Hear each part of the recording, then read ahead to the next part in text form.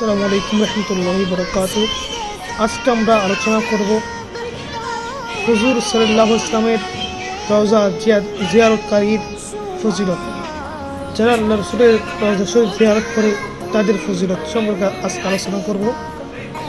ইমাম দারাকুতনি, ইমাম ইবনে খুজাইমা, বাইহাকি সহ এক জামাত ইমামগণ সংকলন করেন একটা হাদিসে আন-নাফিঈন আন ইবনে উমর ক্বালা রাসূলুল্লাহ সাল্লাল্লাহু আলাইহি ওয়াসাল্লাম মান যারা কবরি ওয়াজাবাত লাহু শাফাআতি।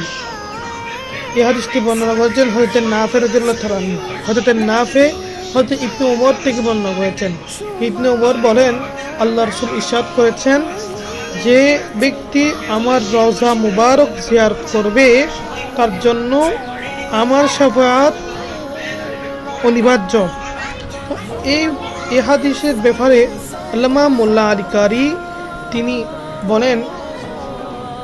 বলেন যে রাওয়াহু দারুকুতনি ওয়া গায়রু সাহাহু জামাআতুন মিন আইম্মাতিল হাদিস।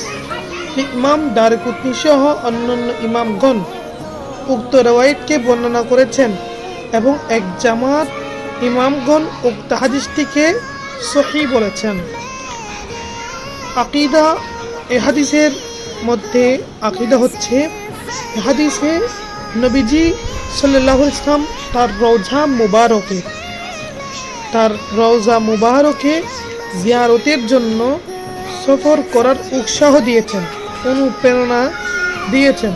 আল্লামা মোল্লা আলী কারি রাহমাতুল্লাহ আলাইহি তিনি বলেছেন, এই হাদিসের ব্যাখ্যায় তিনি লিখেছেন, ওয়াজাবাত লাহু শাফাআতি আই হাকাত ওয়াসাবাতাত।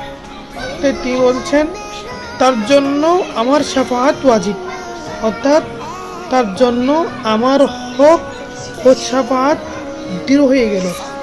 তাই আমাদের প্রত্যেকের উচিত জীবনে একবার হলেও হুজুর সাল্লাল্লাহু আলাইহি ওয়াসাল্লাম পবিত্র রওজা শরীফ জিয়ারত করা। ওয়া আখিরু দাওয়ানা আলহামদুলিল্লাহি রাব্বিল আলামিন। আসসালামু আলাইকুম।